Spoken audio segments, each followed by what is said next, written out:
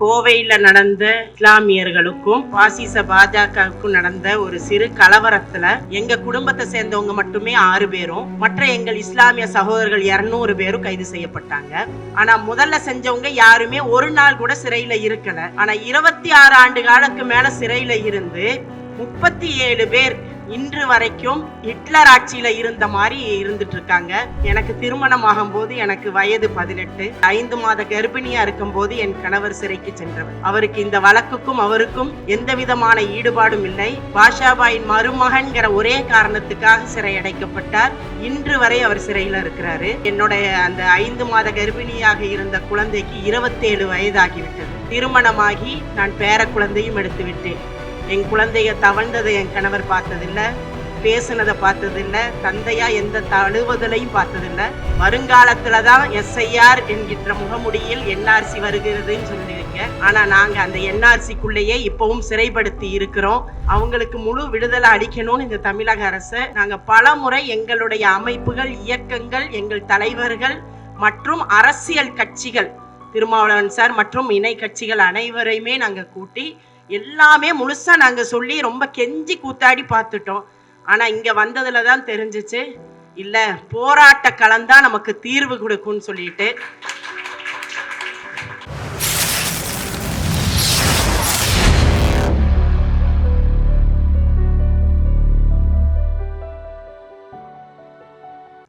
இங்க கூடி இருக்கக்கூடிய அனைத்து சகோதரர்களுக்கும் இறைவனின் சாந்தியும் சமாதானமும் உண்டாகட்டுமாக.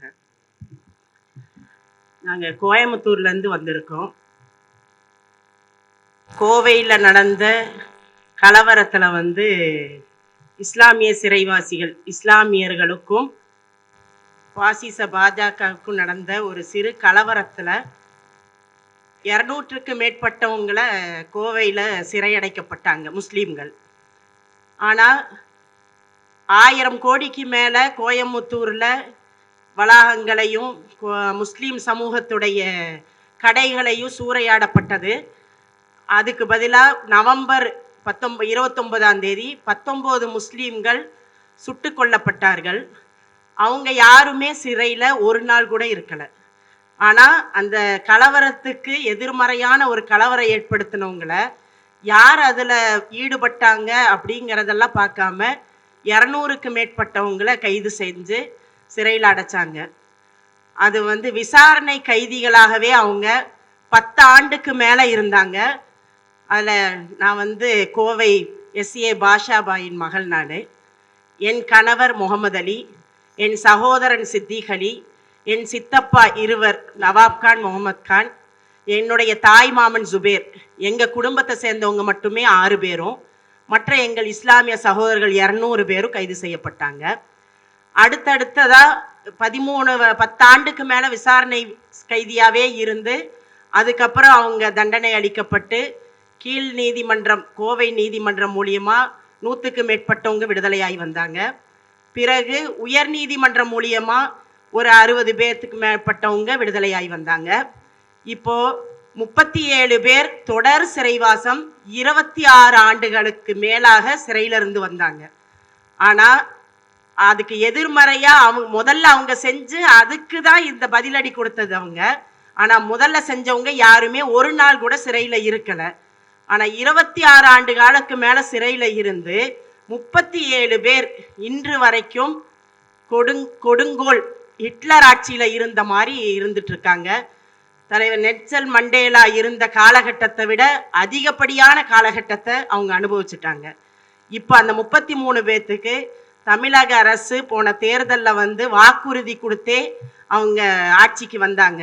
நாங்கள் ஆட்சிக்கு வந்தால் இவங்களை விடுதலை செய்வோம், முஸ்லீம் சிறைவாசிகள் பல ஆண்டுகளாக கேள்வி கணக்கில்லாமல் 33 பேர் இருக்காங்கன்னு சொல்லி ஆட்சிக்கு அமர்ந்தார்கள். இந்த 5 வருஷத்தில் 3 வருஷம் போராடி லாஸ்ட்டில் நீதிமன்றம் மூலியமாக நாங்கள் 33 பேரும் 2.25 வருஷம் பரோலில் இருந்தாங்க. 3 மாத பரோலில் அடுத்தடுத்து நீதிமன்றம் மூலியமாகவே வந்துட்டு இருந்தோம்.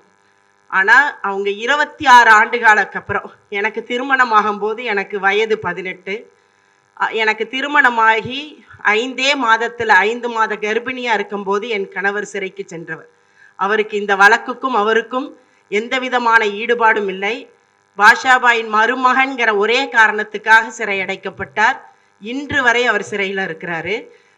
5 மாத கர்ப்பிணியாக இருந்த நான் அவர் சிறைப்படுத்தப்படும் போது, அவர் இந்த 2.25 மாதம் பரோலில் வரும்போது என்னுடைய அந்த 5 மாத கர்ப்பிணியாக இருந்த குழந்தைக்கு 27 வயதாகிவிட்டது.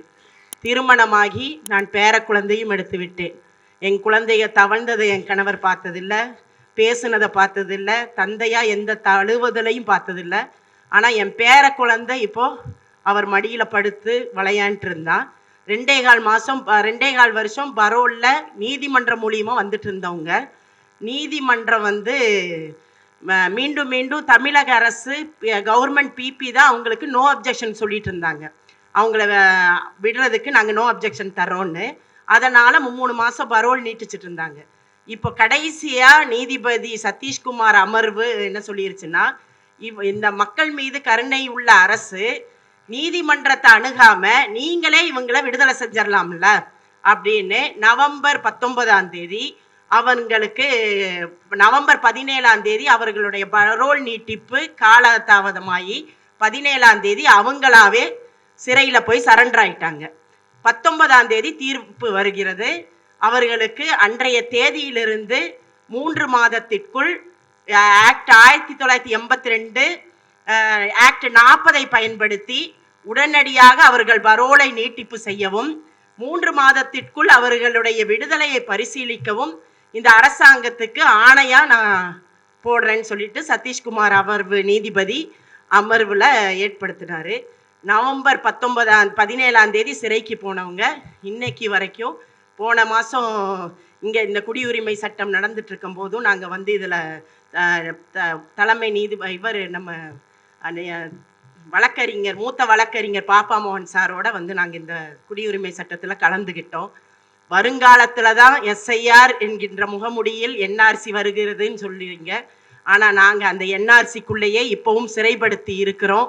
எந்த விதமான அவங்களுக்கு வழக்கில் சம்பந்தமே இல்லை. இப்போ நான் அவங்க செஞ்சதை தவறில்லையோங்கிறத சொல்கிறதுக்கே நாங்கள் வரல. அவங்க சிறையில் 27 ஆண்டு காலத்துக்கு மேலே அவர்களுடைய தண்டனையை அனுபவித்து அதிகப்படியாக இருந்துட்டாங்க. அவங்களுக்கு முழு விடுதலை அளிக்கணும்னு இந்த தமிழக அரசை நாங்கள் பல முறை எங்களுடைய அமைப்புகள், இயக்கங்கள், எங்கள் தலைவர்கள் மற்றும் அரசியல் கட்சிகள், திருமாவளவன் சார் மற்றும் இணை கட்சிகள் அனைவரையுமே நாங்கள் கூட்டி எல்லாமே முழுசாக நாங்கள் சொல்லி ரொம்ப கெஞ்சி கூத்தாடி பார்த்துட்டோம். ஆனால் இங்கே வந்ததில் தான் தெரிஞ்சிச்சு, இல்லை போராட்ட களம்தான் நமக்கு தீர்வு கொடுக்கும்னு சொல்லிட்டு. அதனால் என்ஆர்சி எஸ்ஐஆர் இதில் உங்கள் பின்னாடி நாங்கள் எப்போவுமே முஸ்லீம் சமுதாயம், இந்த கம்யூனிஸ்ட், இந்த வேலை இதில் இருக்கிறவங்க பின்னாடி நாங்கள் நிற்போம். அதே மாதிரி எங்களுடைய வாழ்வுரிமை, எங்களுடைய வாழ்க்கைக்காக இந்த சகோதரர்கள் அனைவரும் எங்கள் பின்னாடி நிற்கணுங்கிற கோரிக்கை வைக்கத்தான் நான் வந்திருக்கேன். எங்களுடைய சிறை வழியை முழுமையாக தெரிந்தவர் தோழர் தியாகு சார். எங்களுடைய எல்லா போராட்ட களத்திலையும் அவர் இருந்திருக்காரு.